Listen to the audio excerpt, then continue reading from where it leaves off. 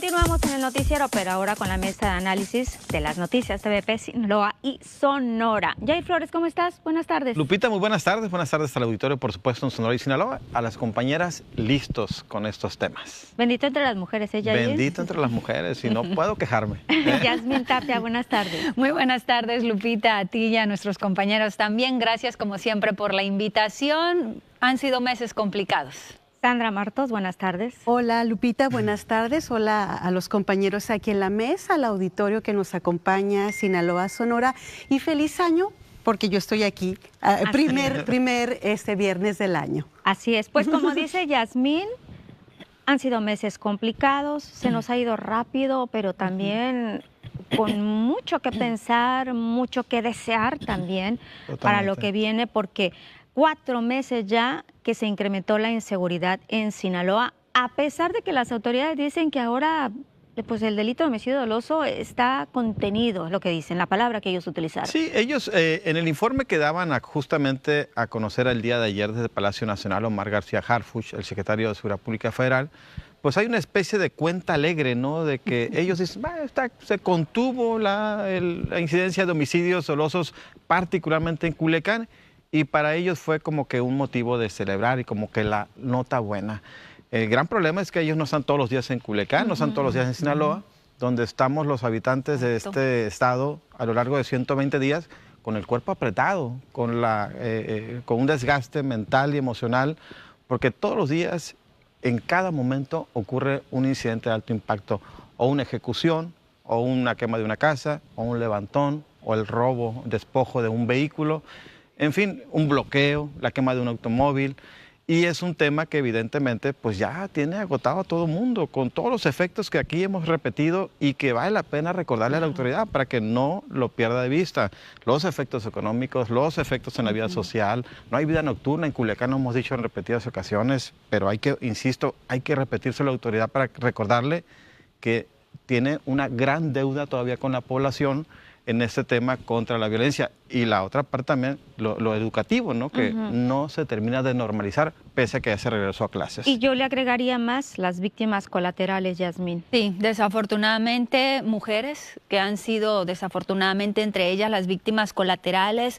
Un niño el día de ayer que le tuvieron que amputar su dedito porque se encontraba en este lugar donde estuvieron detonando armas de fuego como objeto una casa habitación. Entonces yo creo que también no se vale ese tipo de violencia que se está pues generando entre la misma sociedad de Culiacán. Han sido meses de incertidumbre, de estrés, también de no disfrutar nuestras fiestas decembrinas como lo hacemos en Sinaloa, muy a pesar de esta estrategia de seguridad del gobierno federal, de la visita del mismo secretario de Seguridad en el estado de Sinaloa, que yo lo veía con buenos ojos porque estaba sintiendo o viviendo en carne propia lo que todos los días estamos sufriendo los sinaloenses y lo que tenemos que enfrentar, que no ha sido nada fácil, pero aquí la violencia no ha bajado, muy a pesar de los datos que decía Yair han dado las autoridades del gobierno federal. La violencia la sentimos de manera distinta, porque sí, empezamos con los bloqueos, enfrentábamos con los enfrentamientos en el estado de Sinaloa, en Culiacán, lo de los ponchallantas, también estuvimos pues con algunas desapariciones y todavía se sigue registrando, dejando muertos acumulados en algunos puntos del municipio de Culiacán. Otras de las situaciones también la aparición de las mantas con algunos mensajes entre los grupos delictivos. Esto, dice la autoridad, ha disminuido, pero ahora ¿con qué nos encontramos? Con los ataques a las jugadas y las personas que están ahí, con los ataques a las casas habitación y las personas que posiblemente pudieran estar ahí, incendiando negocios, afectando la economía del estado de Sinaloa, principalmente en Culiacán.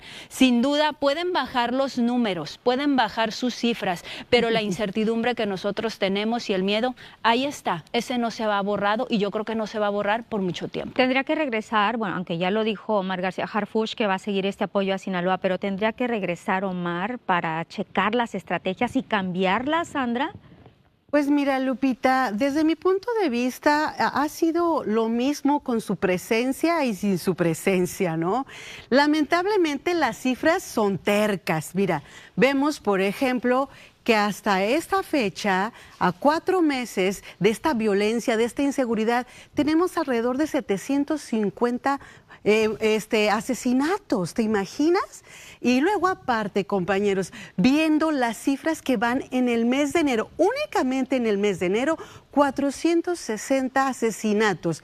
Pongámosle en el tiempo de los 100 días que lleva la presidenta de la República a cargo ya de este mandato, estamos hablando también de una estadística tremenda, 7.500 asesinatos en lo que va de su gobierno. Entonces, ¿qué esperamos que ella tenga de cifras a final del sexenio?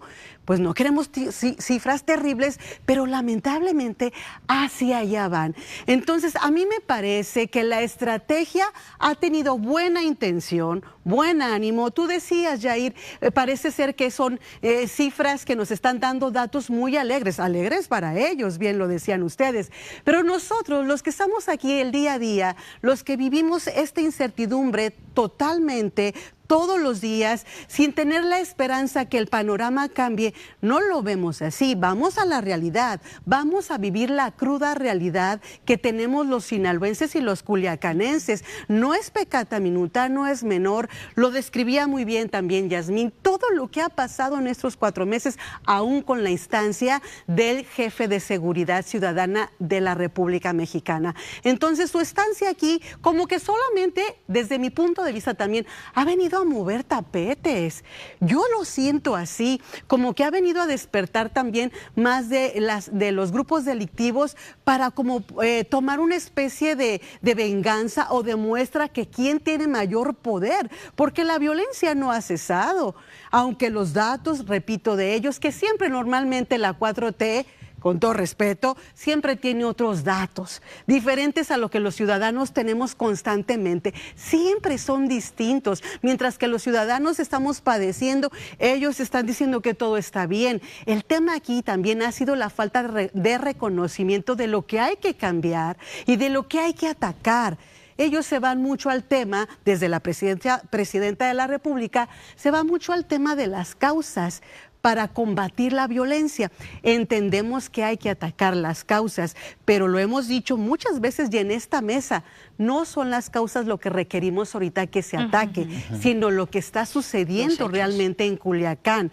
Esta situación de violencia que hay descripción todos los días de alrededor entre 8 y 10 asesinatos en Sinaloa. Yo creo que la apuesta ahí, en todo caso, lo que hemos observado es justamente, y yo me remonto a aquella frase que le costó, por supuesto, por cierto, el cargo al comandante de la Tercera Región Militar cuando dijo el 16 de septiembre, a 7 días de iniciado el estallido de violencia en Culiacán, cuando él dice, eso se va a calmar, a respuesta de un reportero, cuando los grupos delincuenciales dejen de pelearse. Yo creo que al final del día es la apuesta del gobierno a que entre los grupos o se extermine uno o al otro, o gane uno del otro, o le bajen. ¿Por qué? Porque también no hay que ser tacaños, digámoslo así, porque ha habido todo un esfuerzo de las fuerzas de seguridad. Yo sí soy muy tacaña, Yair. Yo no, porque hay que reconocerles que hay mucha presencia y sí se han ajustado algunas estrategias que ha sido insuficiente. Pero por la presión también, Yair, claro, que reciben del gobierno de Estados Unidos. Como dice el clásico, haya sido como haya sido, pero ha habido mayor presencia que ha resultado insuficiente. La estrategia, la presencia y la acción es otra cosa, pero sí creo que el gobierno no tiene que apostarle a que los grupos le bajen, sino a reforzar mucho más. Vamos a dejar este tema de lado, ¿les parece? Porque ahorita vamos a abordar otro que está causando también mucha polémica, el nuevo virus de China.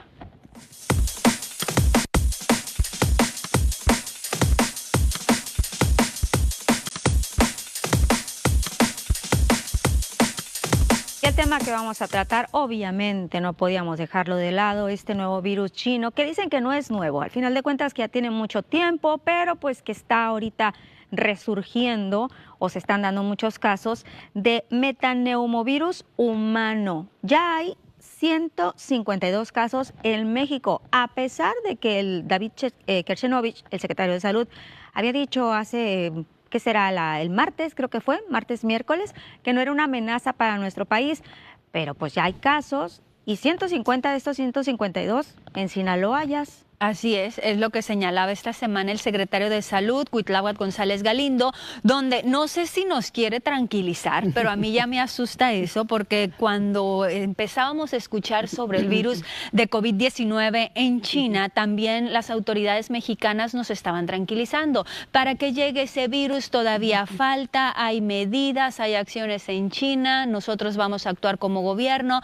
En el caso de Sinaloa, las declaraciones eran muy similares y yo creo que sí nos lograron tranquilizar, pero luego se detona este problema, se paralizan las actividades en los aeropuertos, en las centrales de autobuses principalmente, y ya no nos pudimos mover a ningún lugar y porque te recuerdo ya venía. Que fue uno de los primeros casos aquí, ¿te acuerdas? Sí, en uno de los hoteles de la capital del estado, no nos podíamos acercar a ese sector, entonces empezó de nuevo ese pánico, incertidumbre. Se le pregunta al secretario Cuitláhuac González, él asegura que ya hemos vivido entre ese virus, que aquí hay ese virus y que no representa una gravedad para el ser humano. Pero también a inicios de esta semana nos topamos con la sorpresa de que en las guarderías ya de Culiacán se estaba solicitando el uso del cubrebocas entre las niñas y los niños mayores de 2 años y el personal que ahí labora. Entonces, al preguntar esta situación, pues yo creo que como papás nos alarma. ¿Por qué se está utilizando ya el cubrebocas entre los niños? Que era como una medida preventiva por enfermedades respiratorias, misma declaración por parte del secretario. Quisiéramos tranquilizarnos y ojalá que así sea, porque no podemos vivir otra pandemia como el COVID-19. Yo creo que no salimos todavía de la situación de inseguridad, no nos hemos recuperado, tanto en Sinaloa como en Sonora y en México, porque hay otros estados en el sur que también están padeciendo esta situación, como para que nos venga a afectar el tema de salud. Yo creo que entonces sí, como economía, estaríamos totalmente perdidos. Y es que habíamos salido de COVID, ahí vamos un poquito en cuanto a la economía, viene esta inseguridad que tenemos y vamos otra vez con este nuevo virus que dicen que es como una gripe común, que no está tan asociada como a las muertes como en el caso del COVID. Aún así, ya tenemos la experiencia, Sandra, no hay vacuna todavía para este nuevo virus. ¿Está preparado el sector salud? Pues mira, están dando evidencia, Lupita, compañeros, que no, porque desde el momento, aunque ellos mencionan que todo está controlado, que no hay problema, que las cosas están caminando bien, que los contagios están, obvio, repito, controlados, pero hasta el momento yo siento que no hay todavía esa preparación y el conocimiento suficiente como para estar asegurando que las cosas están en buen estado, más bien dicho. Es preocupante y a mí me parece que tiene que ver mucho con la responsabilidad de los gobiernos, el hecho de que reconozcan que aunque no está ahorita vamos a decir, prolongación del virus, no se está todavía la propagación. Propagación, más bien dicho, no se está propagando todavía el virus, deben de tener la conciencia de que hay que prever. ¿Por qué esperar hasta que nos agarre pues mal sentados o mal parados, como dice el dicho? ¿Por qué no prever? Mira, en el tema de la educación, por ejemplo, decía Yasmín, las guarderías ya preocupa porque ya están pues las autoridades en las guarderías pidiendo que los niños lleven sus cubrebocas, los maestros, me imagino, quienes dirigen igualmente. Entonces, esto es un foco de atención importante. ¿Qué tiene que hacer la Secretaría de Educación Pública? Ya empezar a prever. Yo sé que también no quieren como que causar pánico, alarma, pero por esa sencilla razón también se pueden ir de brusas las cosas y al rato no estamos en el pleno control de la situación. Recordemos lo que pasaba con el COVID-19. Sí. Recordemos a el señor Hugo López-Gatell, que decía, no hay problema, no usen cubrebocas, todos la cuarentena, lávense bien las manitas y punto. Pero ¿qué pasó? La repercusión fue realmente grave en nuestro país. Entonces yo creo que debemos de hacer nosotros como ciudadanos en conjunto con las autoridades conciencia, ya tenemos conocimiento, hay que de pensar con la experiencia que tenemos que hay que prever, no confiarnos, porque mira, Lupita, los síntomas son muy parecidos a los del COVID-19. Pero lo malo aquí, Yair, es que yo recuerdo que cuando estaban los cuadros de influenza, que se empezó a dar, todo el mundo que lavarse las manos, no tan estrictos en cuanto al cubrebocas. Viene el COVID, entonces ahora sí. en ese lapso de influenza para COVID nos relajamos muchísimo. Muchísimo. A ver, hay dos lecciones importantes que nos dejó la pandemia del COVID-19. Por un lado, es justamente esta cultura de la higiene, ¿no? De estarnos lavando la mano, de cubrirnos al estornudar y al toser, el uso del gel antibacterial que sigue todavía, se quedó como una costumbre, el uso del cubreboca en algunos lugares, no lo están pidiendo en los hospitales, por cierto, si usted va a un hospital, no es como que un requisito el portarlo y creo que sería bueno avanzar en ese sentido para justamente prevenir. Pero otra gran lección que nos dejó fue dudar mucho de la autoridad. Lamentablemente dudar mucho más de la autoridad, porque en aquel entonces la autoridad, por un lado, a diferencia de hoy, desconocía totalmente. No había literatura médica sobre el COVID-19, que era algo pues, inédito, no se sabía a lo que se enfrentaba. Hoy sí, por lo que dice la autoridad, es un virus que en el caso de Sinaloa, del país, tiene como 2 décadas ya impactando, no es nada nuevo. El problema es que no hay vacunas, no hay antivirales y lo único que sugieren es la prevención. Entonces, creo yo que los ciudadanos debemos ser muy precavidos, estar muy atentos al tema. Yo creo que sí, no es bueno generar pánico y creo que la autoridad por ahí es lo que quiere evitar más o menos, porque pues hay muchos efectos, ¿no? Cuando esto se genera, como ocurrió en el COVID. Nos han dicho que no va a pasar una pandemia tipo COVID-19, pero pues insisto, no, es cuando nos asustamos más. Cuando vemos las imágenes de China, pero yo confío en que la autoridad tenga plena digamos, medidas, ¿no? Conciencias sobre el tema, pero la gente empieza a dudar mucho. Pero mira, la autoridad, ¿cuánto tiempo le llevó a México la realización de la vacuna patria? Vacuna que todavía no se aplica. Es correcto. Exacto. Por eso insisto, es una de las grandes lecciones. La gente duda más de la autoridad. Y es que de todos modos, o sea, vamos saliendo, como quien dice, de la pandemia de COVID-19 y fue el momento que el presidente Andrés Manuel López Obrador no quería reconocer la gravedad de la situación y ya estaba recuperándose la gente. ¿Y cuántas decenas y decenas de personas no fallecieron a causa de este virus? Pues entonces es ahí donde dices, no puedes minimizar algo que pasó, que duró más de 2 años, ahorita nos queremos relajar y otra vez nos lanzan un nuevo virus en China. Y digo yo, ¿con qué nos va a sorprender China? Porque recordar que va sacando información aprobadita. Lo mismo hacía con el COVID. Lanzaba un dato, lanzaba otro y nos alarmábamos un poco más y ya sabemos todo. Pues por mientras, si le agarra tos, fiebre y congestión nasal, tome precauciones, resguárdese mejor. Yo digo, y sobre todo aquí en Sinaloa, fíjate, somos los que tenemos los 150 casos con respecto. Aquí hay 14, hay que precisar, de acuerdo a los datos. Pero el dato que te están dando las notas, 150. No, es a nivel nacional. En Sinaloa. No, es a nivel nacional. En Nuevo León. No, justamente yo lo consulté ahorita en la mañana al secretario de Salud y él me precisaba, no, son 152, 153 a nivel nacional, de los cuales 14 son en Sinaloa y 2 son en Nuevo León. ¿Y el resto? En el resto de los estados, ¿no? Pero finalmente tenemos la cifra mayor. ¿Pudiéramos decirlo así? Pues no sé, yo la verdad tengo que compartir otros estados, pero el tema si tenemos las cifras mayores de preocuparse y hay casos. Y hay datos. ¿Les parece si seguimos platicando en el corte? Claro. Porque me están pidiendo una pausa y regresamos con la etapa de conclusiones. Elijan su tema. Vamos a pausa, volvemos.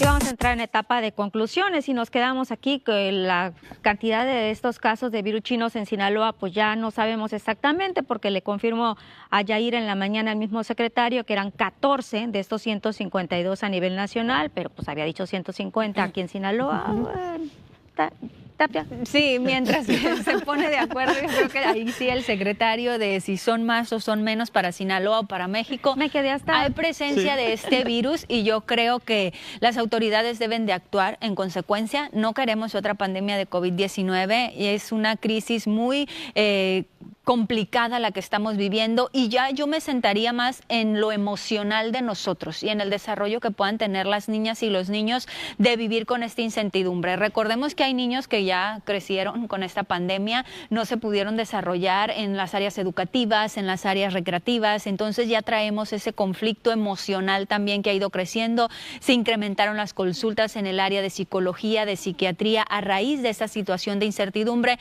Entonces, si estamos a tiempo como autoridades autoridades, desde el gobierno federal, del estado y los municipios, atendamos esto como una prioridad también. El tema de seguridad es muy importante, pero yo creo que el de salud también se debe de atender para evitar otra nueva pandemia. Yair. Bien, pues más allá de si son 14 o 150 casos en el estado, la realidad es que creo yo que la gente debe ir tomando medidas en lo particular, en su casa, en su trabajo, en su vida cotidiana, para justamente irse cuidando y previniendo. ¿Por qué? Porque evidentemente el sector salud, que tiene muchísimos retos, problemas serios en cuanto a insumos, en cuanto a medicamentos, en cuanto a falta de personal, es cuestión de darse una vuelta por algún hospital público y uno se va a dar cuenta de las grandes carencias y esperemos, yo la verdad que espero y que no vaya a generarse una pandemia a partir de esto y confío en los datos oficiales y por supuesto en lo que se ha venido informando. Insisto, el tema de la prevención está en uno y creo que parte de lo que nos dejó el COVID-19 en el 2020-21 fue esa gran lección de estarnos cuidando, la higiene, cualquier medida de gel antibacterial, el lavado frecuente de manos y por supuesto al primer síntoma resguardarse. Sandra. Pues preocupada y espero que no sigamos así y yo creo que todos estamos así en Culiacán, en Sinaloa.